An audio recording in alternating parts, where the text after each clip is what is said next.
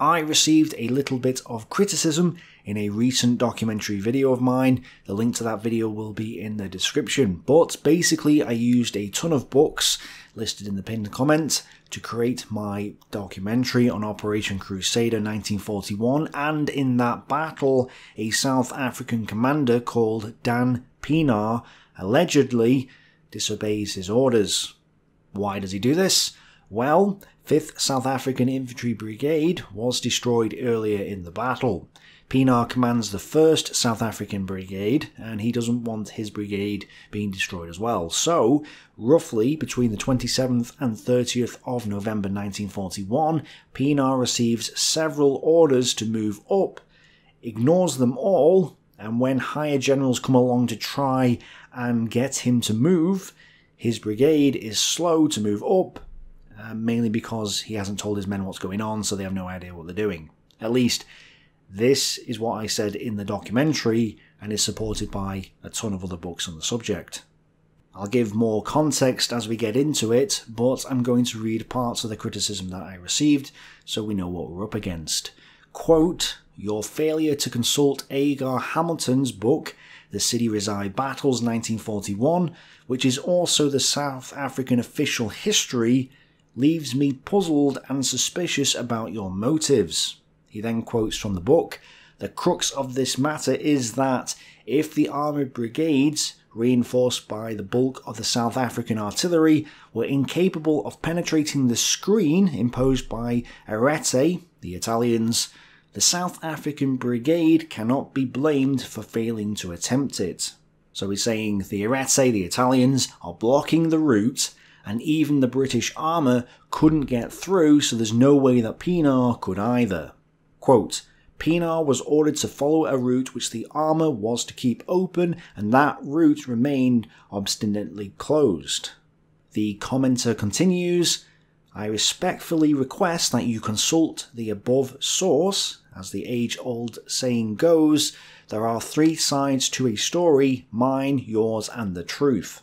After replying and saying that the South African historian would be biased in favour of Pienaar, another South African, and that there wasn't any units in the area between Pienaar and the Sidi Rezai area, as shown in the documentary, I was then accused of being unjustly harsh in my comments. I was then informed that there were, in fact, units in the way, and informed you cannot blame South African history for being biased if you have not yet read the book. So I ordered the book there and then, and it has arrived. We're now going to go step by step through the book, and we're going to discuss each element in turn. But I'm going to start at the 25th of November 1941 in order to provide a bit of context to this, because Pienaar's defiance starts before the main part of the debate. So, starting on page 327, which even Hamilton describes as the Battle of Tal Assam, 25th of November, because it wasn't really a battle, he says that Pienaar's brigade is about 2 miles south of Tal Assam. Pienaar reports a large force of enemy tanks to the east, which is probably meant to be the west, and this was the Italian Arete division. For those of you who didn't watch my documentary, the Arete is an armoured division, and Pienaar has an infantry brigade, which is smaller. Artillery began to hit the South Africans at 0700 hours. Quote, "Pienaar assumed with some reason that the bombardment was prelude to an attack such as that suffered by 5th South African Brigade 2 days before. He reported being attacked by tanks at 0725 hours and 0810 hours. The South Africans in the brigade assumed that it was German tanks attacking them, not Italians, which later became a legend that they held off the Germans, but the South African history makes it very clear that this wasn't the case. The Arete was trying to move east, although it seems that there was communication trouble with the Italians and the Germans because Rommel wasn't with his staff. Page 328. The Italians thought they'd beaten off the enemy, and the South Africans thought they'd beaten off the Italians. In these circumstances, the mutual situation of the two formations is not without some sardonic humour. The South Africans report that a heavy enemy attack was repulsed, quote, with heavy loss to the enemy, but none to us. Two other formations, B Squadron of the 4th South African Armoured Cars, operating under 7th Armoured Division, and 7th Medium Royal Artillery Regiment, reported that the Italians, now in the Bir el Regim El Gharbi area, hadn't attacked at all, and both sides had just shelled each other. So it's important to note here that Pienaar is reporting heavy attacks but isn't actually under heavy attacks, as I stated in the Crusader video. So basically this is further evidence that Pienaar is reluctant to go into battle at this stage, crucially before the main event 2 days later. At 08:25 hours, Colonel Joubert, General Staff Officer of 1st South African Division, asked 30 Corps for tank support. Can Corps send armour to assist Pienaar, who is heavily engaged and is asking for assistance? He was told assistance not possible from Alec at present, as Alec must refuel. Alec is Brigadier Alex Gatehouse, commander of 4th Armoured Brigade. Page 329, at 09:15 hours, Pienaar again reported being heavily engaged and requested tank support. Fearing the loss of his 2nd Brigade, at 10 AM, General Brink, Pienaar's superior in command of 1st South African Division, which Pienaar's brigade was part of, put pressure on the 30 Corps to assist Pienaar. Brink and Norrie spoke, and Norrie confirmed that Gatehouse couldn't move and offered a mixed column in assistance for now. Page 329 to 330, Hamilton makes it clear that Brink didn't know what was happening on the ground, as Pienaar's brigade was the only unit under his command in that area. Page 330, but B Squadron of the 4th South African Armoured Car Battalion, which was under 30 Corps' command, was in that area and reported to Brink that Pienaar's brigade was, quote, shooting very effective and his party going well. It also said that 4th Armoured Brigade was moving with everything it had to the rescue, but said, quote, Army Command considers it a gambler's last throw. They are short of every commodity. Unlike Pienaar's brigade, 4th Armoured Brigade had been engaged in battle several times and had been reduced in strength at this point.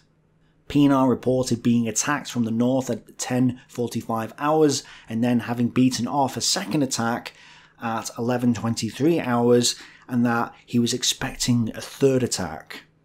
1st South African Brigade reported that they were attacked by 100 enemy tanks, had hit 25 enemy tanks, and had burned their secret documents to prevent them falling into enemy hands. Pages 330 to 331, however, 7th Medium Royal Artillery Regiment observed this attack and reported that two groups with 12 and 13 tanks attacked at 10:30 hours. Some lorried infantry and tanks also attacked at 11:20 hours, but the attacks were repulsed by 11:45 hours because of heavy fire. Page 331, quote, the Italian attack was not pressed home. Unhappy experiences during the attack of 22nd Armoured Brigade on Bir el Gharbi on 19th of November and the skirmish with 5th South African Infantry Brigade on the 21st had taught the tank crews of the Arete the vulnerability of their vehicles, and they dared not risk coming to close quarters with the hostile artillery. Faced by the steady fire of 7th Medium Royal Artillery Regiment and the 7th South African Field Regiment, they sheered off when about 1,000 yards distant, and the M13s never came within the range of armour-piercing shot. So basically they didn't actually engage at all. The total casualties for the day were 3 slightly wounded, 2 gunners from 7th South African Field Regiment, and the Brigadier himself, who was struck and bruised by a spent fragment of shell which did not penetrate his greatcoat. None were evacuated to hospital. In fact, 3 British cruisers had arrived and drove out of the South African perimeter to engage the Italians, which prompted Pienaar to recommend 2 British lieutenants the Military Cross. At 11:30 hours, Gatehouse arrives at the 1st South African Brigade's area and placed his brigade to the north of it. Page 332, 4th Armoured Brigade was welcomed with enthusiasm by the South Africans. In 1954, Gatehouse wrote that he, quote, could see nothing which justified the prevailing view that we were just in time, nor did I see any signs that the 1st South African Brigade had already been fiercely attacked twice that morning. Both sides now basically stared at each other, although there was some manoeuvring. Dust storms clouded the artillery fire, and despite this, Pienaar reported to higher-ups at 13:10 hours, battle proceeding, lull at present with some artillery fire.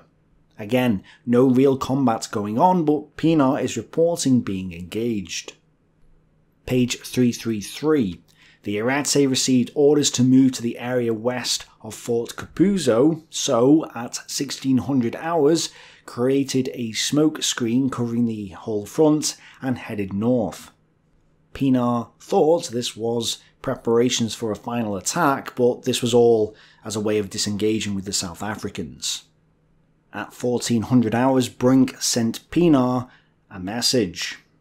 Pleased to hear that you have dealt with them successfully. They are taking a knock everywhere.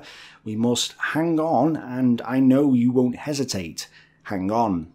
To quote Hamilton, as the afternoon wore on, General Brink was asked several times by 30th Corps whether 1st South African Infantry Brigade would be leaving Tal Assam, and to each inquiry he replied that it would stand firm. Brigadier Pienaar was not so sure. Pienaar had received orders that morning saying that he should mount an offensive, but could fall back to one of the field maintenance centres, a depot, in the south if things got bad. But Pienaar was now confused by Brink's message telling him to hang on, somehow. At 1425 hours, he queried his orders, asking if the earlier message was still valid. Page 334. So here's the deal. Pienaar didn't want to know if he should attack, and only wanted to know if he could withdraw. Brink thought Pienaar was asking if he could attack, so he asked 30 Corps what he should do. At 1500 hours, 30 Corps ordered them to remain at Tal Assam with 4th Armoured Brigade and other units in support. At 1550 hours, Brink then ordered Pienaar to carry out the morning's orders, thinking that Pienaar would stay where he was. He also ordered Pienaar to send out strong detachments daily for a matter of 8 miles into your neighbourhood to pitch into them, and goes on about attacking the enemy. Pienaar queried this, but stated that he never got a reply.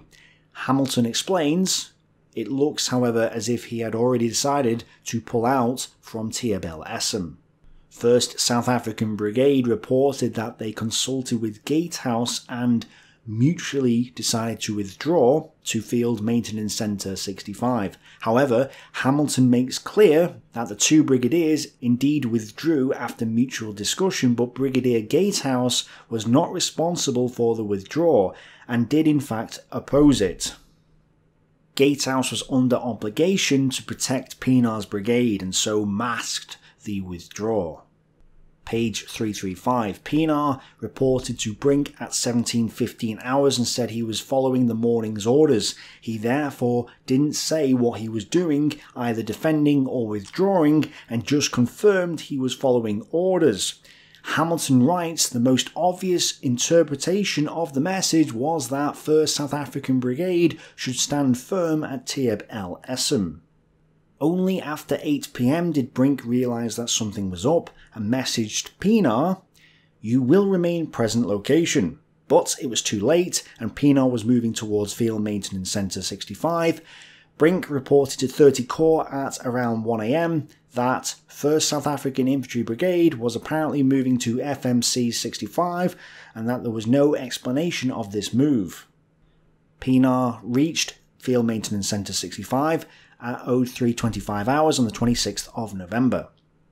What is very interesting is this comment about the move by the historian of the Transvaal Scottish Battalion, part of Pienaar's brigade. It showed that the brigade was fully capable of making night marches, a point that might, in less crucial circumstances, have drawn congratulations, but in fact served merely to point certain current criticisms of Brigadier Pienaar's hesitancy to move swiftly by night when required. This fact then undermines the excuse used later that 1st South African Brigade could not move at night. But the main issue is that on the 25th of November, Pienaar had reported that he was heavily engaged by the Italians, which was not the case, had requested armoured support, which he had received, and had decided to interpret his morning orders that said to stay where he was unless he was heavily attacked to mean that he couldn't fall back. So we have a clear indication that Pienaar isn't playing the ball at this point, and this is confirmed by the official South African history itself. Page 336. Hamilton states that several other excuses were made to justify this withdrawal. The brigade reported that it was concerned about the gap to the south which might be closed, that would prevent ammunition, fuel, rations, water and other provisions from getting through to them. So yes, even Hamilton admits that Pienaar came up with several bogus excuses here, which aren't defendable. And this shows he was willing to come up with bogus excuses, which is an indication of what's to come. On the 26th of November, Pienaar explained to Brink that another reason to leave Tal Assam was that lorried infantry were preparing to attack them that evening. As Hamilton writes, he did not quote the source of this information, but whoever it was must have been badly mistaken. It was at that precise moment that Arete broke away from the enemy and moved towards Capuzzo. Capuzzo is way to the east, and it was because of Brigadier Pienaar's withdrawal south that allowed the Italians to go east, so this excuse doesn't make any sense. The only way they could be in the east is if the South Africans had withdrawn. Pienaar also told Brink that he needed to replenish supplies and that the artillery fire they had received was the heaviest they'd ever experienced. He claimed to have knocked out 21 enemy tanks, but, as Hamilton points out, there's no evidence that the Arete suffered any casualties, nor had they ventured into range of the armoured piercing shot, so there was no battle. There was no battle at all. The brigade reported that 4th Armoured Brigade was completely outnumbered and outgunned by heavy enemy tanks and was low on fuel and ammunition and would have to accept battle on unequal terms. So this is another excuse. Well, it is true that they were outnumbered by the Italian tanks, but only slightly. And the British M3 light tanks were superior to the Italian M13 tanks in speed, armour and firepower. So basically in every single way. Plus the Arete was already moving away. Not only did 4th Armoured Brigade not want to withdraw, but the arrangement had already been made to replenish its stocks of ammunition and fuel, so none of these excuses make any sense. Page 336 to 337. General Brink's situation in reference to his chief, the commander of 30 Corps, was delicate. He had agitated for armoured support for his brigade and had secured the strongest formation in the Corps to provide it. He had guaranteed that the brigade would stand firm and had issued categorical orders to that effect. He was then obliged to admit that he had been defied by his subordinate in cavalier fashion and that his brigade had abandoned a field on which the action was already won. General Brink did the sensible thing and reported promptly to the Corps commander. Fortunately, General Norrie proved understanding and quietly made the best of the situation. So yes, Pienaar's antics have already been an embarrassment to his superior, but it goes on. Page 337. Norrie ordered the brigade to guard Field Maintenance Centre 65 and harass the enemy where possible. He also told it to be prepared to move north at short notice to assist the New Zealand Division if required. And this was on the morning of the 26th of November. Now, on page 344, Hamilton provides a map of the situation on the 26th of November 1941. As we can see, there doesn't appear to be anything in Pienaar's way. 11th Hussars even scout towards Bir el Gubi, so again, little between his position and the Sidi Rezai area. Page 352 to 353. Quick detour. Many of you wanted to know what happened to Brink, and Hamilton provides that answer. Brink was now without a division and he was only in command of a brigade. He was offered a position at 30 Corps but turned it down, so he placed a lot of the divisional assets under Pienaar's command and withdrew from the battle on the 27th. So Pienaar was now directly under the command of 30th Corps and was in charge of a brigade group because it had several other units attached to it. Page 368. At 17:20 hours on the 27th of November, Norrie ordered that Pienaar's brigade should join 13th Corps as soon as possible. He wanted them to reach Taieb el Assam by noon on the 28th, where they would receive more instructions, and they arrived at Taieb el Assam at 11:38 hours on the 28th. At 14:30 hours, General Norrie arrived at Pienaar's brigade. Now, there's no explanation given by Hamilton as to why the Corps commander felt the need to visit Pienaar. But unfortunately for Hamilton, the other books actually explain this, so let's explain it. Norrie now ordered Brigadier Pienaar to move north from Taieb el Assam to the area between Point 175 and Sidi Rezai. The idea was for them to join up with the 6th New Zealand Brigade, and to help with this, the 2 British armoured brigades were also ordered to screen Pienaar's South Africans. This isn't mentioned in Hamilton's book at this time. As I noted in the documentary, the only unit that could possibly threaten Pienaar's brigade at this time was the Arete Division, which was prevented from doing anything by the 7th Support Group's Jock columns, but even still, 4th and 22nd Armoured Brigades were there to protect them as well. So, none of this is mentioned in the South African history. Hamilton then describes Pienaar as being temperamental. He also writes that Norrie wrote in 1949 that I hardly knew Pienaar before, and although his initial demeanour on the 28th of November was a bit awkward, we eventually became and remained good friends. Page 369.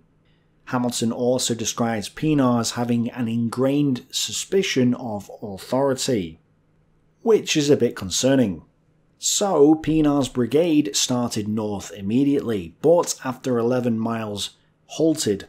The reason given by the brigade report was that a message was received saying 4th and 22nd Armoured Brigades were engaged in a big tank battle to the north. The South Africans were at Hagfet, 12 miles south of Point 175. 4 miles away at Cherubet was the British armour. From the brigade report, it might be inferred that Pienaar halted on his own initiative, but General Norrie, who remained at Taieb el Assam for ease of communication with 13th Corps, explains. At about 1640, I received a message from my Advanced Corps HQ saying that for the present I was to retain Uncle George's boys and that they were to not go forward as the RV arranged was in possession of the enemy. This message was stated to have come direct from General Godwin Austen, and as such I passed his instructions to 1st South African Brigade. I was subsequently informed that no such message had emanated from Godwin Austen, but this was received clearly on the Army Commander's set by a responsible staff officer. Whether the message was misunderstood or referred to some earlier events in the day, I have not been able to clarify, but I feel confident that it was not the message of a German or 5th columnist, as was later suggested. The halting in this area was no responsibility of Brigadier Pienaar's, as I personally gave the orders on the blower to the Brigade Major, Neptune to Aussie, to do so. So yes, Norrie is responsible for ordering the brigade to stop at this time. Page 369 to 370. Hamilton dismisses the idea of German deception, although the Germans may have intercepted the messages. Page 370, in the footnotes, Hamilton writes, "A staff officer who believes that he himself was in charge of the army commander's set on this particular day comments, 'I am certain that there was no chance of the message having been originated by a German. Conversations were all officer to officer and the voices were well known. My recollection is that I personally received this message either from Brigadier Napier or direct from HQ 13th Corps.' He then goes on, 'I do remember that there were long conversations on this subject between 13th Corps and Army. A great deal of argument going on as to when 1st South African Brigade should come under command of 13th Corps. I remember being driven nearly mad by constant changes of orders about the movement of 1st South African Brigade.' No source is given for this, but let's assume it's true. On page 372 is a map of the situation on the 29th of November 1941. What's interesting is that Hamilton's map shows part of the Arete Division now to the west of the British armoured formations. However, we know that the Arete was to the east, so where has this portion of the Arete come from all of a sudden? Well, we'll get to it. Page 375 to 376. In 8th Army, authority seems to be preoccupied with getting 1st South African Brigade to move into the New Zealander area. General Freyberg needed them to replace his much battered 6th Brigade, and battalion histories show that the men themselves nursed a deep-rooted faith that at any moment the arrival of the South Africans would grant them a happy issue out of all their afflictions. The view was shared by many observers, who often looked no further than the arrival of the South Africans at the New Zealander line. Yet this was no remedy for the shortages which crippled the New Zealander defence, nor for the tactical problem of the German artillery, which was rapidly beating them into fragments. One infantry brigade had already been knocked about in the castle of Sidi Rezai, and so long as 7th Armoured Division remained unable to hold off the enemy armour, the chances were that any fresh arrivals would merely undergo the same process of battering to pieces. The existing policy was bankrupt, and to continue reinforcing weakness, feeding in driblets of infantry to replace those already destroyed in the trap, was merely to play Rommel's game. Opportunities lay outside the castle, where the armoured brigades, the South Africans, and the support group could be concentrated for a single powerful blow. Okay, I think this passage needs analysing because it's basically arguing that in warfare, reinforcements aren't necessary. Numbers don't matter, reinforcements aren't necessary, and it's all the British armour's fault. Hold on. The New Zealanders, with British 1st Army Tank Brigade attached, are dug in defensive positions in the Sidi Rezai area. They're asking for support. The support the British are wanting to give is their 2 armoured brigades, the support group, mostly artillery, and Pienaar's infantry brigade as well. Because as we learned during the documentary, tanks alone cannot win battles. You need infantry and artillery support. Pienaar's brigade was not a driblet of infantry, it was a substantially fresh brigade that hadn't done any fighting yet. Sending it in to reinforce and support the New Zealanders with the British armour and artillery in support could have saved a portion of the New Zealander division, currently fending off most of 3 exhausted German divisions, plus around 2 Italians. Hamilton is saying that they should have concentrated their strength for an attack. Yes, that's exactly what they should have done, Hamilton. But unfortunately, as we're about to see, Pienaar decided not to move up, so no concentration or attack could have happened because of Pienaar. And Hamilton is arguing that the South Africans were right to let the New Zealanders die. Let's not bother trying to help them, let's let them die. I mean, that's a really bad argument. And worse, Pienaar had no idea what was happening to the north, so how was he supposed to have made this informed decision that the New Zealanders were completely doomed and it wasn't worth his time to help them? This argument makes no sense. Hamilton then says the New Zealanders were in a pocket. Well, for starters, it wasn't a closed pocket because they later walked out of it. Plus, a supply column of 280 vehicles managed to drive into it from the east without any trouble, as we'll hear about shortly. And even if they were in a pocket, don't you think it would have been a good idea to gather all available units and mount a breakout attempt? I think so. But in order for them to break them out, they'd need to gather a strong force to break through to them. But they couldn't do that because Pienaar wasn't being cooperative. But no. Apparently, Pienaar made the right decision to leave the New Zealanders to die. And you're going to argue that this text isn't biased. Clearly it is. Page 376. In the evening of the 28th, Ritchie heard that Pienaar's brigade had halted and ordered it to move forward. At 0600 hours on the 29th, 30 Corps gave Pienaar this instruction. Information Rome, .175, area obscure. Your task, join Bernard, General Freyberg, earliest. But not, repeat, not move from present position until contacted Bernard's boys with own recce and consider move feasible. Keep touch Scotty and Alec, both within few miles.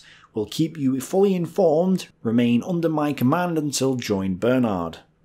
But Hamilton notes in the footnotes, by one of the eccentricities of historical research, this signal survives in 3 versions: in the battle report of 30 Corps, in that of 1st South African Brigade, and in the interpretation of the German Wireless Intercept Company.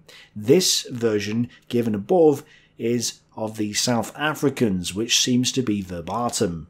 Unfortunately, I don't have the other 2 versions, so we can't compare this to the other 2. But it's pretty clear that Pienaar's main task is to join the New Zealanders once he'd made contact with them, and that the British armour would protect them. However, Hamilton says, by stipulating that the brigade should not move until the situation had cleared, General Norrie was modifying the army commander's order very considerably, but his judgment was sound. If the whole armoured force of Panzer Group was concentrating on Sidi Rezai, it was highly unwise to risk an infantry brigade in the open. Again, Pienaar wouldn't know this, but even so, Norrie didn't stipulate that the brigade should not move until the situation had cleared. It doesn't say that at all. It doesn't say you must avoid a battle with the enemy. Read it. It doesn't say it. It says get in contact and then join the New Zealanders when feasible. Nothing in this order says the ground must be clear before you advance. Nothing says that at all. And yet Hamilton insists that it does. Well, Hamilton is wrong. Page 377. Hamilton then states where the German units were at this stage. My map is pretty accurate with this, but again we have Hamilton's maps as well. Apart from this second Italian detachment, which we'll come back to, there are no Axis units between Pienaar and the Sidi Rezai area.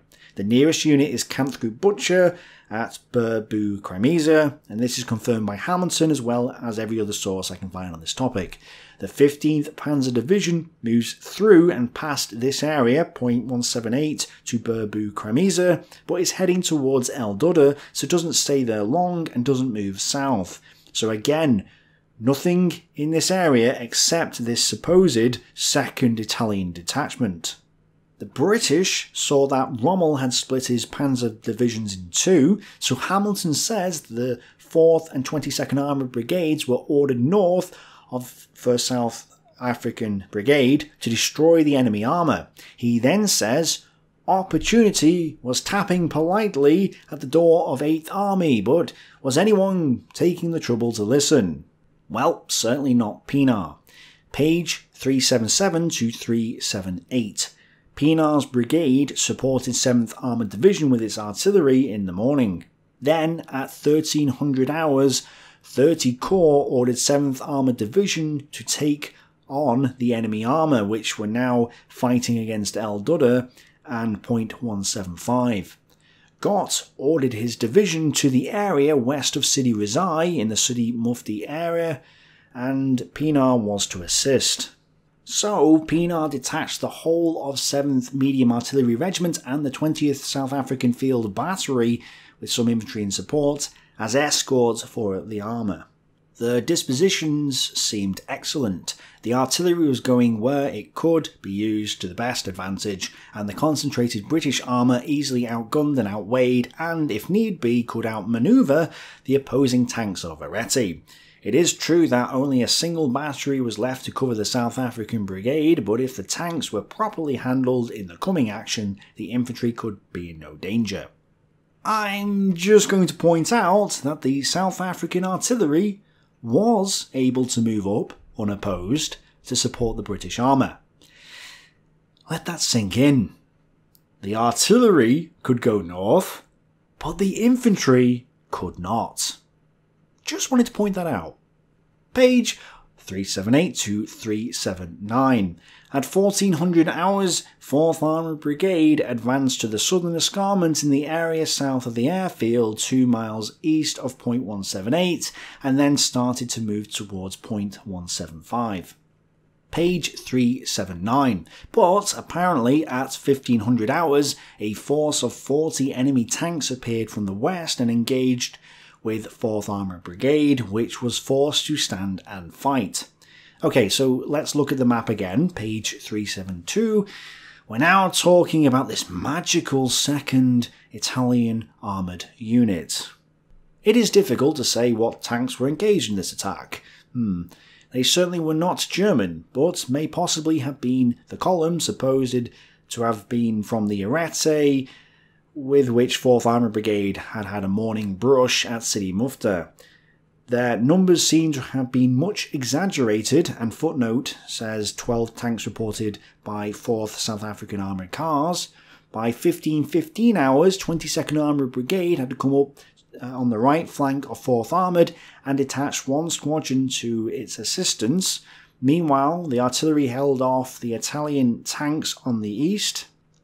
Footnote, 47 tanks reported by the 4th South African Armoured Cars, without much difficulty, but 22nd Armoured Brigade considered that they could not move against them without exposing the right of 4th Brigade. At last light, both armoured brigades came back the 7 miles to their harbour at Cherubet.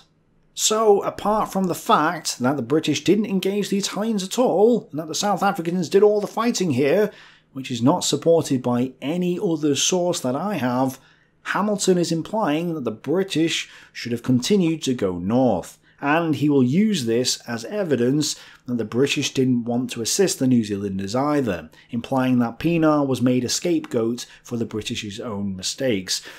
The problem is that Hamilton fails to inform the reader that the British armour was under orders to protect the flank of Pienaar's brigade, as it was supposed to advance north. So it wasn't really going, the armour wasn't going to go north without Pienaar. Hamilton then says that there was no reference to fighting on the left of Gatehouse's brigade in the Italian histories, maybe because all of this was fiction. As Pitt points out when talking about Pienaar's unit, there were also several clashes with hostile forces which have found no mention in German or Italian histories, but which, according to Pienaar's later accounts, further delayed the South Africans' arrival at Sidi Rezai. Hamilton relies entirely on South African sources here to paint the picture that he's painting, but we know that these clashes weren't mentioned in the Italian accounts. We also know that the British were engaging the Italians to the east, because that's where the Arete actually was. It wasn't in the west. We know that the Arete is heading from the east towards Point 175. So this second Italian formation really is a ghostly unit, which, by the way, appears this day, then disappears. and then is never seen again. Woo! And this is used as an excuse as to why Pienaar was unable to move north. And again, even if this was there, the British tanks scared the ghost off.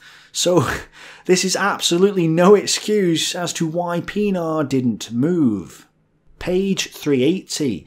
At 1700 hours-ish, the Ariete arrives at point 175 to devour 21st New Zealand Battalion. Oh look, it wasn't in the west after all. Page 381. According to Hamilton, Pienaar is informed of the fighting on the left and right of the British armour and was ordered to move up in the afternoons by Norrie. Norrie asked 22nd Armoured Brigade if they could protect 1st South African Brigade's right flank from the large concentration of Italian armour as it moved up. At 1640, their reply was, "I cannot give you protection for the next hour, please ask again in 60 minutes. At 1650, Pienaar was informed by Corps, Norrie, that there were 2 enemy tank formations, one with 20 to 30 tanks south of the Sidi Rezai area, and another of 47 tanks in the area south of point 175. 4th and 22nd Armoured Brigades were reported to be between these 2 forces. Pienaar was then ordered to the escarpment south of Sidi Rezai airfield and to link up with the New Zealanders there. Page 381 to 382. By this point, one of Pienaar's armoured cars had reached the New Zealanders, and the commander, Lieutenant Bailey, met with Freiberg. Freiberg now ordered Pienaar over the wireless link to come up to point 175 and link up with the New Zealand division. According to the other histories that I have, Freiberg ordered Pienaar to press on and either recapture point 175 or bypass it and enter the pocket from another route. But this isn't mentioned by Hamilton. Page 382. Hamilton explains, "This was not the destination by Corps, but Pienaar held an order group at which, in spite of his earlier aversion from night travel, he ordered an advance at 1900 hours. At 1825 he received a message from Corps. You are now under orders, Bernard, but biggest Neptune, the army commander, most anxious you should join Bernard tonight." 25 minutes earlier, however, a message had reached the brigade through Lieutenant Bailey that point 175 had been overrun and was in enemy hands. Pienaar at once halted his preparations. He told General Norrie later that some of his units had actually been on the move and reported to Corps at 1850. Move cancelled for tonight as door reported open was subsequently closed. Do you see the problem, though? Did you see it? Did you see the sleight of hand that Hamilton just made? Hamilton has just changed the order of events above, and by doing so, he's distorted your perception of what actually happened. Let's go through the events again, but let's put them in order. Pienaar orders an advance to start his move that night at 1900 hours. At 1800 hours, a message was received from Lieutenant Bailey that informed Pienaar that point 175 was overrun and in enemy hands, so Pienaar halted his preparations for a move. Wait, why? Why did he stop? Just because point 175 had been overrun, why would that stop him from moving? There's nothing between him and that area. Is he not going to try? Then, at 1825 hours, 30 Corps messaged him saying, "You are now under orders, Bernard, but biggest Neptune, the army commander, most anxious you should join Bernard tonight." At 1850, Pienaar reported to 30 Corps, "Have cancelled for tonight as door reported open was subsequently closed." This change in the sequence of events changes the interpretation of the events. In Hamilton's version, you get the impression that he was told to join up with Bernard, then that Bailey, who was with Bernard, informs him that point 175 was overrun, and so Pienaar halted his preparations. No, he was told that point 175 was overrun, he then halted his preparations without orders, and the question is why? And then he was told he was then to join up with Bernard, which he then says no to because the door is closed apparently. By changing the sequence around, the impression the reader gets is changed to fit the story Hamilton wants you to hear.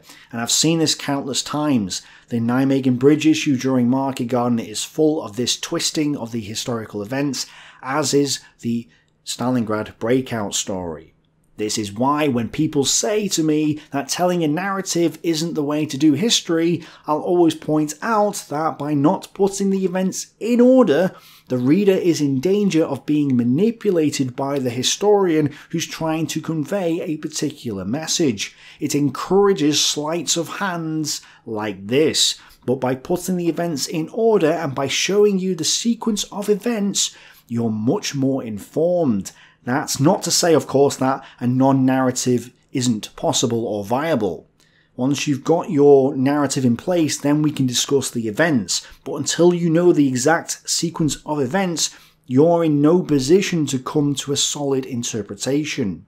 Hamilton manipulates the sequence of events here in order to distort your interpretation of what happened and bring you to the wrong conclusion. If you see something out of order like this, place it in order and see if that changes your interpretation. Now, if we look at this situation again and pretend to be in Pienaar's shoes, let's see what decision you would make. You have orders to move to the area south of Sidi Rezai by 30 Corps.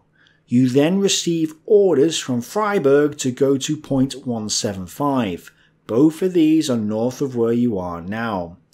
You then hear that point 175 is taken. So, what do? Option 1, obey the first order and go north to Sidi Rezai. Option 2, obey second order and go north to point 175. Option 3, obey neither order and sit there and do nothing.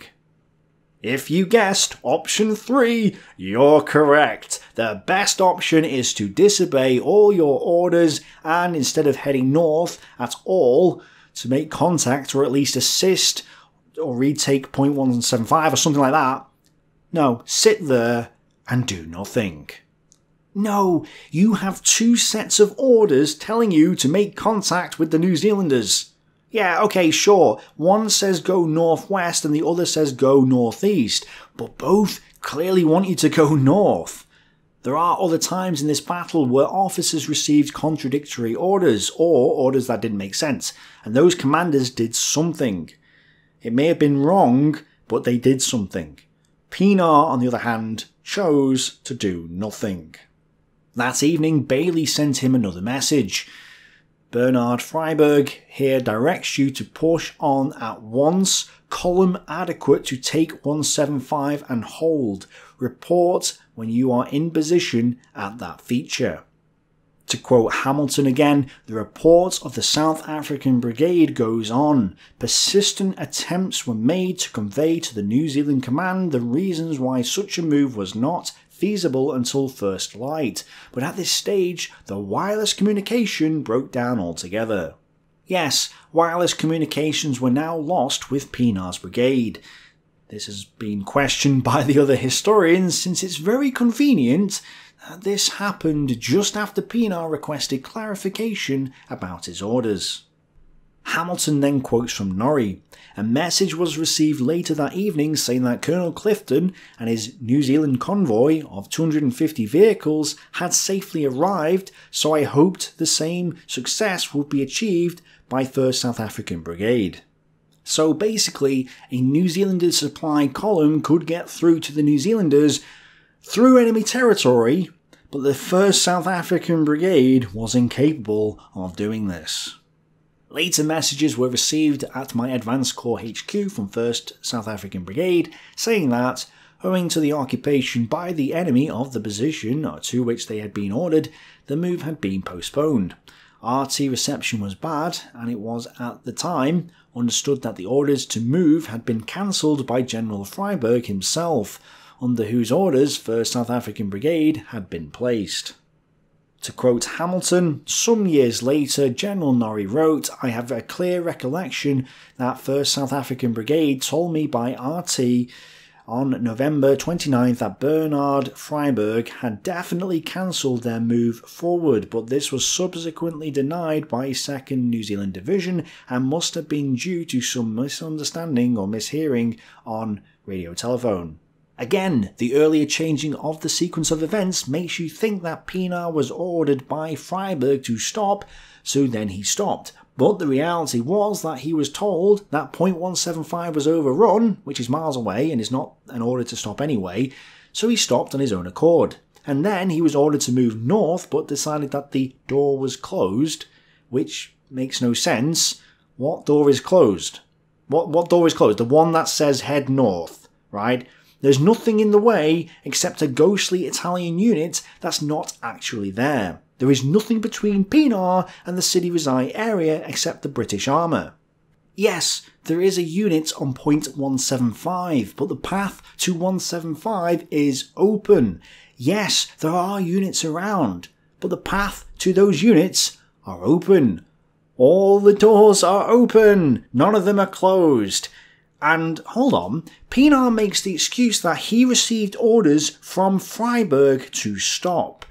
This is completely false, as we've already shown and as Norrie confirms. So Pienaar is willing to make stuff up, which we've seen him do already just to avoid a battle. But it gets worse. Page 383. 4th and 22nd Armoured Brigades went back to their harbour and 1st South African Brigade sat quietly in position. Ritchie wanted to make a decisive attack, so at 20:30 hours Pienaar received a message from Norrie. This message repeated 8th Army's instructions verbatim. Information received Huns and Macaronis squealing for help from their friends northwest of you. 21st Armoured Division, 21st Panzer reported situation unbearable. Biggest Neptune, Ritchie, directs us to stick to them like hell. If Bernard approves, you should make bombardment in north part of square, southeast of El Adam, and make every effort to effect junction Bernard as soon as possible. Asked for bombing target in the area El Adam and Bir El Gomo, which is actually Bir El Gara, as soon as possible after first light. Did Bernard order you not moving forward until first light? And this last sentence is important. So we have contemporary evidence that says even Norrie was questioning the excuses given by Pienaar. It wasn't a conspiracy made up after the event, they were asking this question at the time. Page 383 to 384. So Ritchie wanted Pienaar to go to the area around .178, south of Sidi Rezai, which was the same order Pienaar had got earlier from 30 Corps. Page 384, but of course, Freyberg wanted 1st South African Brigade to move to .175. Hamilton comments, the succession of divergent orders which Pienaar received between noon of 29th and noon of 30th of November cannot have contributed anything to his clearer insight into the situation. What insight? Just do something. Pick an order and go north. As Pitt also says, orders to move them nearer to the battle area seem to have arrived almost invariably either too late or not at all, those ordering a change of direction or suggesting a temporary halt being acted upon with remarkable celerity. Page 384 to 385, Hamilton says, General Ritchie's intervention, however, had no effect. There is no evidence that 7th Armoured Division took any action as a result of his exoration, while Pienaar, having braved the wrath of the redoubtable Bernard, was not likely to be disturbed by the reported sentiments of more remote members of the military pantheon. Where's the wrath of Bernard? And what does this mean? It hasn't been mentioned by Hamilton at all, and it won't be. And why is Pienaar braving the wrath of Bernard in the first place? Is this a Freudian slip? Well, yes it is. It seems that Hamilton knows that Pienaar was deliberately disobeying Freyberg's orders, which is why he's braving the wrath. And Hamilton doesn't mention the full events of the 30th of November, which is when Freyberg's wrath really comes about, and we'll get to that shortly. So this is a slip of the tongue, or pen. And also, military pantheon.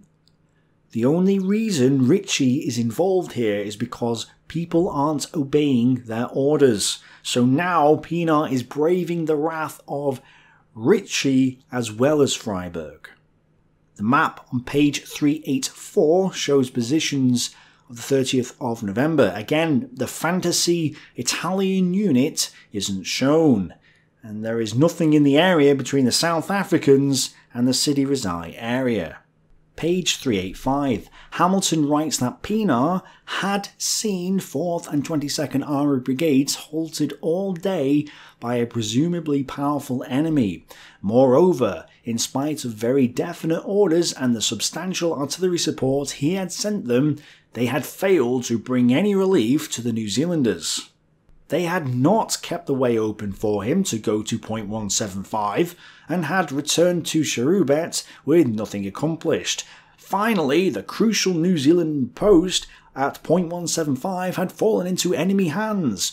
So far as Pienaar could judge the evidence, the omens were unfavourable, and this judgment inevitably conditioned his actions during the next day. Right, first, the reason those armoured brigades were waiting is because they were ordered to wait for Pienaar. Plus, if they were to mount an attack, wouldn't it be better to have all the units together and ready to land that attack? 8th Army can't land the killing blow if it can't gather the strength to form that blow. Pienaar's brigade is part of the fist that would land the blow. By not moving, the fist cannot form and the blow cannot be landed. That's why they are waiting. They may not be strong enough to tackle the Germans now, but with Pienaar's brigade in support, they could be. But Pienaar doesn't turn up. Secondly, regardless of whether there is danger ahead or not, which there wasn't in the area between Sidi Rezai and Pienaar anyway, you should at least try to go north. If you try to reach point 175 or whatever, but you don't make it because of, the enemy blocks you, then fair enough. At least you tried. But Pienaar doesn't even try. Imagine this happening at the start of the war. Please invade France, Panzer Divisions. 9, the omens are unfavourable, so we're not going to try. And third, he's disobeying orders. Yes, he received 2 sets of orders, but common sense says pick one and go with it. And I think any other commander would have done one of the two. There is no defence here. We know his reasoning, but there's no defending this other than to say that he was looking out for his brigade at the expense of the British troops and the New Zealanders. Hamilton then says that just before light on the 30th, Pienaar received new orders from Norrie. He was informed that El Duda was taken by the enemy. He was ordered to point 178 and then to secure the end of the Sidi Rezai escarpment, west of Sidi Rezai and east of Abia El Amar. This would place him south of El Duda, where 15th Panzer Division was. Moreover, the advance would have led them under the fire of the heavy guns of Group Butcher, now become Group Mikkel, and through the positions of their infantry. It was not a healthy neighbourhood for a solitary infantry brigade in order of march. Who would have thought that the war required a bit of fighting? Seriously, Hamilton is trying to justify why Pienaar shouldn't participate in a battle. It doesn't make any sense from a logical or rational point of view. What's the point of volunteering for an army if you're not willing to fight? And this isn't a criticism of the South African troops, this is purely a criticism about Pienaar.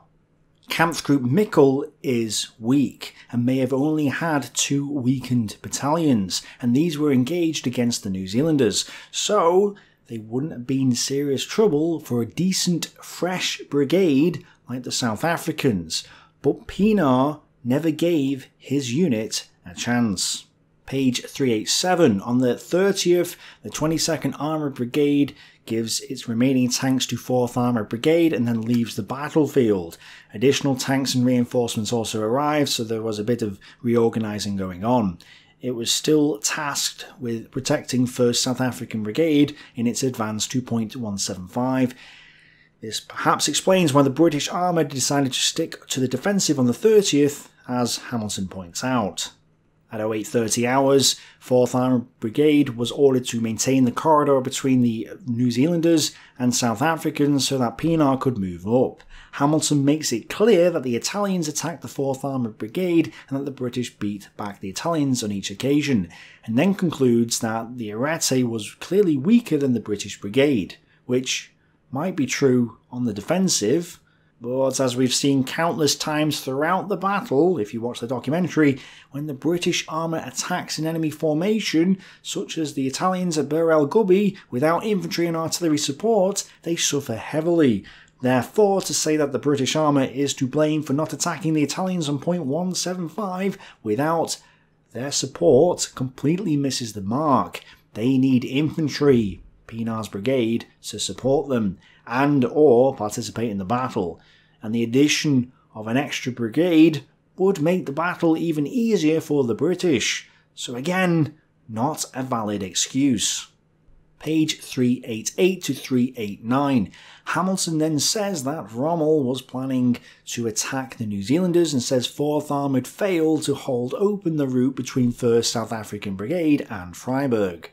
But that's incorrect, as the map on page 388 shows. What Hamilton is trying to say is that the British armour should have broken through to the New Zealanders and allowed Pienaar's brigade to walk on by without having to get involved in the fighting. No, the British were to hold the flank of the South African advance, not do all the fighting for them. Again, a deliberate misinterpretation of the orders in order to alter the reader's perception. Page 389. Pienaar's morning orders to proceed to Abia el Amar by way of point 178 would have intruded upon Rommel's plans with a vengeance, and had 7th Armoured Division been well up and able to render prompt support, need not have involved any undue risk. Hold on. Hamilton is admitting that if Pienaar had moved to point 178, he would have intruded upon Rommel's plans with a vengeance. So he's admitting that if he had gone up, the South Africans could have prevented Rommel from achieving his aims, and helped save some of the New Zealanders. But again, he shifts the blame to the British tanks, saying that they were the ones who failed to offer support. No, they were there to guard the flank to allow Pienaar to move up. Once Pienaar moves up, they will get involved too. But they can't come up because they're trying to guard the flank. So Pienaar not moving prevents the British armour doing anything substantial. But Hamilton is trying to blame the British armour. The reality is that they are following their orders. Pienaar is not. Then Hamilton says Pienaar sends 1 battalion, Duke of Edinburgh's own rifles, plus 20th Field Battery towards point 178, as the rest of the brigade stays where it is. The battalion of the Dukes set out on the first leg of 10 miles at 0900 hours, but halted after 4 miles on a report that enemy tanks were approaching from the southwest. The latter did not materialise. Why would enemy tanks come from the southwest? There's nothing to the southwest. And also, who told them to halt? Who told them that there was an incoming attack? Hamilton fails to mention who that was, surprisingly. I'll give you a clue. I think it begins with P and ends with an R. Also, if the route is blocked, and so, is ridiculously dangerous, why is Pienaar willing to send a lone battalion north? This completely undermines Hamilton's entire argument. Surely it would be safer for the entire brigade to go north rather than just send 1 battalion, which could be wiped out easier than an entire brigade. But no, apparently this is acceptable. Hamilton then says that they then continued on at 10:45 hours and at 1200 hours reached the area south of the escarpment. So look, they've made it to the escarpment. They've done it. They have moved north successfully. So if one battalion can do it, why not the rest of the brigade? Then he says that 3 enemy columns were spotted to the north and caused them to halt. Then they were hit by artillery and then they were recalled back to the brigade area. So why were they recalled? And who recalled them? Right, I'll tell you what's happening here. At the first sign of danger, Pienaar is withdrawing his troops. It has nothing to do with the stubborn enemy resistance or enemy units in the way. He doesn't want his men to get into the fighting because the 5th South African Brigade has already been lost and he doesn't want any more South Africans being lost as well. It has nothing to do with the tactical or operational situation, as Hamilton argues. It is purely about self-preservation, which is the conclusion that every other historian comes to. But it continues. 4th Armoured Brigade was engaging the Italian Ariete Division, which was in the .175 area and to the southeast of it as well. Hamilton says that they didn't prevent the Ariete from attacking the New Zealanders though, which again, they couldn't do because Pienaar hadn't moved up and they were under orders to protect his flank. Page 390. The opinion of its enemies was that 7th Armoured Division had failed to deal with Ariete, and it is hard to find any evidence with which to dispute this judgment. Page 391. It is difficult to escape the conclusion that the exaggerated respect of 7th Armoured Division for Ariete was the disappointing feature of 8th Army operations on 29 and 30 November. Again, notice how Hamilton is shifting the blame. Yes, the British armour sucked. Great, no one's denying that. Yes, the British as a whole sucked. Great, no one's denying that. I blame the Army Commander Cunningham for the failure of the operation, who was a Brit. I mean, that's debatable, but again, not out of the question. So, no one's denying that the British didn't do a good job here, because that's not part of the dispute. Yes, the British armour sucks. Fine, but that doesn't excuse the fact that Pienaar didn't do anything. The 1st South African Brigade didn't even engage the enemy. They didn't even move. Their inaction is inexcusable. But you're trying to say, well, the British didn't do anything, so it's okay for us not to do anything either. No, that's not an excuse.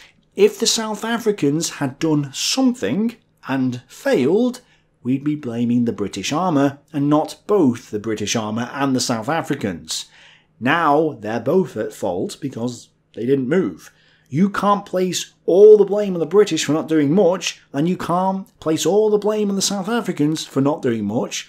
They're both in the wrong, and the point is that Pienaar should have moved up.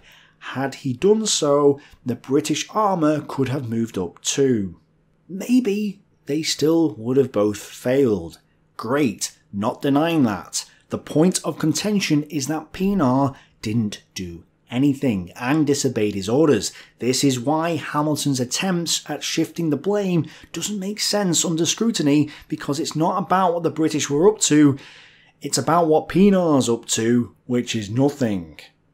Hamilton continues, the British now realise that something must be done to help the New Zealanders, but as Hamilton points out, neither Norrie nor Ritchie were inclined to hustle men of the experience and reputation of the commanders of the armour, but there was another formation that was unemployed, and they devoted a good deal of energy to persuading Brigadier Pienaar to take more interest in the operations going on around him. Again, Hamilton is implying that the British armour should have done all the work, and that Pienaar's infantry weren't needed or shouldn't have taken part in the battle at all. It's faulty logic. Hamilton says that the New Zealanders received various reports throughout the morning saying that the South Africans were heading for City Reside, then .175, then City Reside, then .175 again. They got no accurate information on the whereabouts of Pienaar's brigade. I wonder why that was. Authority had at last accepted that the armour could not open the direct route to .175. An alternative was that the brigade should make its approach from well east of the New Zealander area. Yes, the British armour should have done all the work, therefore the fault is not with Pienaar. You know, if Pienaar had helped in that task, it may have been an easier task for them. But no, it's entirely the British fault, and Pienaar was right to disobey orders and sit far to the south and take no part in the action. Above all, it was necessary to make sure that they moved, and General Gott visited their headquarters at 1000 hours, followed by 1130 hours by the Corps Commander himself with his CCRA, Brigadier Aikenhead. "We were all concerned by Pienaar's delay," wrote General Norrie sometime later, "so on November 30th I was determined to apply ginger. It proved an absorbing occupation, and later in the day at 1730 he handed over the command of his corps to General Gott in order to devote himself exclusively to this task. When he arrived, the brigade was still in its South African huddle at this place, and I found Pienaar," he wrote in 1954, "in an affable and pleasant mood, but as far as I can remember, insufficiently conscious of the urgency of the situation or of the danger of which the New Zealand Division found themselves. I cannot remember excuses being offered except that Freyberg had cancelled the move himself." Straight away, I'll point out that Hamilton has changed the sequence of events again to apply a different meaning, but we'll come back to it shortly. But again, no, Freyberg didn't cancel the move. We've been over that. Page 392. Norrie wrote in a contemporary report at the time that he was now in command of 1st South African Brigade. "In these circumstances, I decided to make myself personally responsible for ensuring that there was no repetition of the 2 previous days. I discovered after further investigation that no orders had ever been transmitted by General Freyberg cancelling the forward move, which I certainly understood from 1st South African Brigade to have been the case." Norrie then contacted Freyberg via the radio, and they agreed that the best course of action was for Pienaar to go to the area east of point 175 and then strike point 175. Norrie then told Freyberg that he would keep Pienaar under his command until they were on the escarpment. The South African War Diaries indicate that the move towards Skeiershoef began between 1300 and 1330, but Pienaar's Fabian strain was not yet exhausted, and only the Corps Commander's patient determination and urbane persistence got him to move at all. General Norrie described the situation in his report. "I gave verbal orders for the advance of 1st South African Brigade at 1200 hours and gave them their centre line. Orders included reaching the escarpment, then turning west and attacking point 175. I then went off myself with my battle HQ and 3 armoured cars on the axis to await the advance. I got very impatient with the apparent delay and sent rude messages back to hurry the brigade up." Hamilton says, after an interval during which General Norrie personally advanced north of Bir el Regem, the leading troops of 1st South African Brigade came slowly into view and halted, so I sent back Brigadier Aikenhead, my CCRA, to Brigadier Pienaar with orders that he was to push on immediately. I also spoke to the leading battalion commander, Lieutenant Colonel Roux, Royal Natal Carbiners, instructing him to get on and not halt again until he reached the escarpment. The momentum was soon re-established, only to be followed by some quite accurate and heavy shelling of the column from the west and northwest direction. This unexpected development again caused the leading transports to pause, and some men actually got out of their trucks with the apparent intention of digging in. It was at this stage that I felt that the presence of a senior commander well forward was of definite value, as I was able to prevent the column from halting. The transports were only too eager to get on, but there seemed a lack of direction and understanding as to what was happening or expected of them. I don't think the orders or intention kind of got down to lower formations. Page 393. Norrie later said, "It is accurate to state that I more or less personally led the South African Brigade with a flag in my recce car and got on to the escarpment ahead of everyone else. The head of the column reached the escarpment at 1550 hours.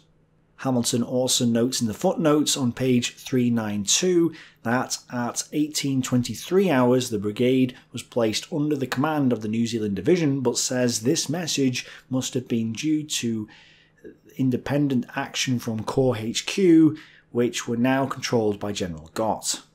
Right, so let's just quickly go back over the events according to Hamilton. So Gott arrives at the South African Brigade at 10 AM, then Norrie arrives at 11:30. Then, much later, at 17:30 hours, Norrie gives command of his corps to Gott because he's struggling to deal with Pienaar. Norrie gives orders at 1200 hours, and at 13:30, roughly, the brigade sets off. After lots of issues, they finally get to the escarpment at 1550 hours, and then at 1823 hours, they're told that they're now under Freyberg's control by 30 Corps.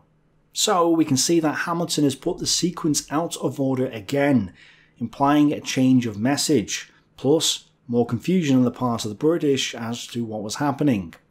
Let's actually put the events in order. Gott arrived at 10 AM, Norrie arrives at 11:30. Then Norrie gives orders at 1200 hours for the move. They start moving at 1300 or 1330 hours, and then after lots of issues they finally get to the escarpment at 1550 hours. And then Norrie gives control of 30 Corps to Gott at 1730 hours because he's struggling to deal with Pienaar, and then at 1823 hours they're told that they're now under Freyberg's control by 30 Corps. That makes more sense. Again, by placing the events out of order, even just by one event here, it makes it seem as though the British command don't know what they're doing, which then suggests to the reader that the British command were ultimately at fault. Again, really important that you put the sequence of events in order. Then Hamilton fails to tell you what happens later that evening, as I described in the documentary. So let me inform you. At 1945 hours on the 30th of November, Freyberg informed 13th Corps that 6th New Zealand Brigade was overwhelmed. Clearly frustrated, at 21:15 hours, Freyberg sent 2 officers to Pienaar with a handwritten note that read, "Sidi Rezai was captured by the enemy this afternoon. Our position is untenable unless you can recapture it before dawn, 1st of December. You will therefore carry out this task at once." Freyberg told his officers, "I don't care how rude you are to him, we want him here in the morning." This is Freyberg's wrath, hinted at by Hamilton, who fails to even mention it. The 2 officers drove off and reached Pienaar, who took personal offence at one of them, calling him a cheeky young bugger. He then marched them before Norrie, but Norrie sided with them and ordered Pienaar to follow Freyberg's order. Pienaar then finally reached the escarpment east of Point 175, but as Pitt points out, the efforts of reaching the escarpment had apparently exhausted the brigade's strength, or perhaps the brigadier's spirit of cooperation, and to Norrie's extreme irritation, yet another South African huddle was soon only too evidently in existence, exhibiting all the familiar signs of gluey immobility. But Hamilton ignores all of these points and moves on to his conclusion. The part played by 1st South African Brigade on 29th and 30th of November was by no means as important as sometimes represented, and the brigade alone could not have influenced the result. Pienaar's lethargy is open to criticism, and has received it, but it should be remembered that his fellow brigade had been overrun under his own eyes just a week earlier, and the caution of Brigadier Gatehouse, for whose energy and skill he entertained with great respect, cannot have failed to influence him. In 8th Army circles, however, Brigadier Pienaar provided a convenient whipping boy, and was made to bear responsibility for the failure to achieve victory, which, on the 25th of November, General Auchinleck had believed to be just around the corner. Right, 1, nobody's saying that if Pienaar had gone north there would have been a victory. It would have helped, but it's not the point that's being made. 2, what we are saying is that Pienaar didn't obey his orders and deliberately tried to keep his brigade from participating in the battle. Yes, he had an excuse to do that, the destruction of the 5th South African Brigade. And so we know why he did it, but to say that he was right not to participate in the battle is incorrect. Also, distorting the evidence and making up the fact that there were units in the path when there weren't is not an acceptable excuse, and is not an acceptable way of doing history. You can argue that he was right not to put his brigade in danger if you want, but you absolutely cannot claim that he couldn't have reached the Sidi Rezai area, that there were units in the way, or that it was the British fault that he didn't move. No, it's entirely on Pienaar's shoulders. And 3, stop trying to shift the blame away from Pienaar to others like Gatehouse and Auchinleck and whoever. It doesn't matter if the British generals are wrong or not, we can criticise them all we want, in fact we have. But we're not focusing on them here, we're looking at Pienaar's actions alone. And Pienaar's actions are understandable, but he did disobey orders. To understand the situation, it is necessary to go back to the 29th of November when 1st South African Brigade remained dormant at Hagfet, and Pienaar was acting in compliance, well satisfied no doubt with General Norrie's instructions. No, it's necessary to go back to the 27th when Norrie ordered Pienaar to go north. On the 28th there was confusion and whatnot, and Pienaar halted his brigade. Then, at 0600 hours in the morning of the 29th, 30 Corps gave Pienaar this instruction. Your task, join Bernard, Freiburg, earliest, but not, repeat, not move from present position until contacted Bernard's boys with own recce and consider move feasible. Get in contact with Freiburg and then go north at the earliest possible time. Explain to me how Pienaar was compliant with these orders. He sent his armoured cars to Freiburg, and one arrived in the mid-afternoon. Pienaar was then ordered to go to point 175, but he decided not to because he needed clarification about the situation. Then, wireless communication suddenly broke down, so he never got that clarification, and instead of using his own judgment to go north, he did nothing. Norrie was still urging Pienaar on, but Pienaar replied that the door had closed and therefore still sat there and did nothing. He was not compliant with Norrie's orders at all. As the day wore on, 4th and 22nd Armoured Brigades became immersed in noisy fighting, which sucked in 4/5 of the South African artillery, yet whose only outcome was that by close of the day the armour was back at Cherubet, whence they had started that morning. They had instructions to protect the flank of the route of the 1st South African Brigade, and they needed their support in order to deliver a decent attack. Why is this so hard for Hamilton to grasp? The obstacles which stood in the way of Pienaar's movement in the morning seemed, if anything, to have grown stronger. There is nothing in the way. He sends one battalion off alone and that reached the area south of Sidi Rezai, so clearly there wasn't anything in the way. He then later manages to get to the area east of point 175, so clearly there wasn't anything in the way. But there was lots in the way. Page 394. It is difficult to see how otherwise the armour could have covered the advance of the South Africans. There is a massive gap on the map that Hamilton provides showing that the armour was holding open an area through which the South Africans can advance, and again Pienaar sent one battalion through that area successfully, so clearly the armour had done its job. Hamilton then quotes from Auchinleck. Had 1st South African Infantry Brigade arrived at the time it was expected in the morning of the 29th of November, its presence might have turned the scale and our armour might have been free to intervene at Sidi Rezai. Hamilton then says this contention ignores the fact that the South African Brigade was virtually in contact with the armour throughout 29th of November, lent them the greater part of its artillery and thus reduced its own defence against tank attack. The view cannot be seriously defended that the brigade should have penetrated the enemy armoured division on its own account and gone through to point 175 while its armour looked on, merely waiting to intervene at Sidi Rezai, where nothing in particular was happening. No. Okay, the South Africans would have cooperated with the British armour to destroy the Arete. Then the British armour may have advanced to Sidi Rezai.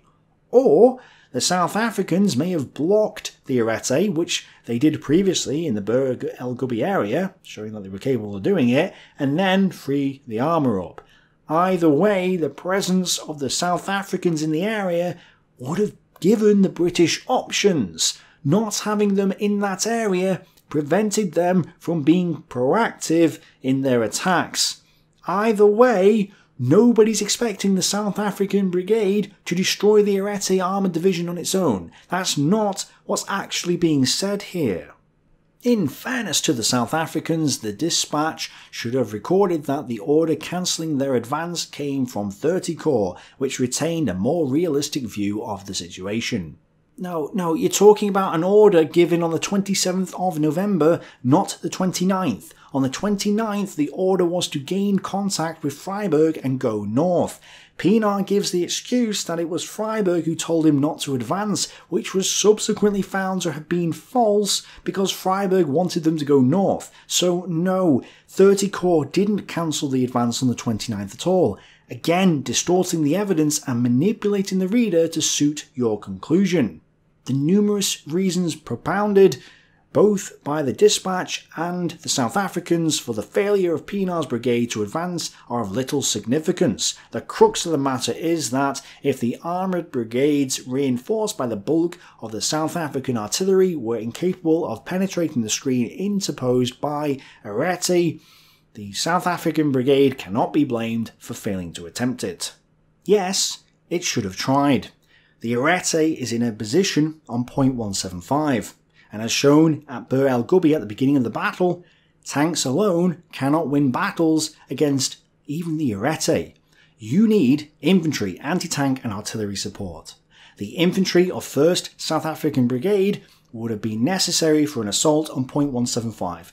Their failure to arrive in that area, or anywhere to the north at all since they didn't even bother to set off, is why it is absolutely correct to blame Pienaar for his inaction. Pienaar was ordered to follow a route which the armour was to keep open, and that route remained obstinately closed. No, it was open, and even your own maps show this to be the case. That the not inconsiderable force of the South African Brigade should be brought into the battle was an elementary principle, but it was unfortunate that the only task ever suggested was one at which the armour had already jibbed and which Pienaar himself believed to be useless. Aha! But there were two suggestions, one to go to point 175 and two to go to point 178 and the Sidi Rezai area. The latter would have pitted Pienaar against the already weakened Kampfgruppe Butcher, or Mikkel. Yeah, it had artillery, but the infantry elements of the Kampfgruppe were weakened, as it's likely they'd already lost one battalion at this point. And the British armour hadn't tested this area out at all. Plus, this Kampfgruppe was committed against the 6th New Zealand Brigade to the north, so it wouldn't have resisted a serious attack from the south by a not inconsiderable force of the South African Brigade. The crux of the matter here is that Pienaar believed that any attack would be useless, and therefore Hamilton is siding with Pienaar. The most likely reason is simply that Hamilton, being a South African historian, wants to defend the actions of his countrymen, which is understandable. But that is the clear agenda here. And to be clear, I'm not defending my countrymen. I couldn't care less. The British are at fault for the way this battle turned out. Why am I, as a British person, willing to say this? Because my agenda is to tell and explain what actually happened, not come to the defence of individual human beings because they happen to be a member of an artificial social group. If another British person commits a murder, I don't go to jail for it. His individual actions are not my actions, and are not a reflection of me. If the British Empire was bad, that's not a reflection of me. If my government sucks, which it does, that's not a reflection of me. If the British Army sucks and is to blame for the failure of Operation Crusader, great. I wasn't a part of that battle, and I don't feel offended or slighted by this fact, so I will happily admit it. But it's clear that some individuals feel the need to defend their country because they see themselves as part of some social nationalistic group, and that's exactly what Hamilton is doing here. And just to be clear, again, I'm not blaming the South African troops for not going north, or anyone else. The blame is squarely on Pienaar only as an individual and possibly the officers of his brigade HQ. As Norrie has made clear, the South African soldiers seemed eager to fight, so I don't think that they're the ones at fault here, but Pienaar is. It seems clear that Ritchie and Norrie hung on too long to the decision made on the evening of the 27th in quite different circumstances to send 1st South African Brigade up to New Zealand Division. Since that order had been given, the whole strength of the Afrika Korps had moved up to that area. Yes, but the Afrika Korps was weakened after its dash to the wire, it was split up and was engaged in areas like El Duda, miles away from where the South Africans were going. Again, the real issue here is, what's the point of having a formation whose commander is unwilling to go into action? That's the real issue here. So, having read Hamilton as asked, my opinion hasn't changed. There's too many holes in the story, too many excuses, and too much shifting of the sequence of events to really convince me that the situation was any different than as described in every other history book, or indeed in Hamilton's own book, Read with a Critical Eye. If the South Africans had attempted to reach the New Zealanders and had failed, nobody would have blamed them or Pienaar for that. But the fact is, they didn't even try, and it wasn't the fault of the South African troops. The blame rests entirely on Pienaar's shoulders.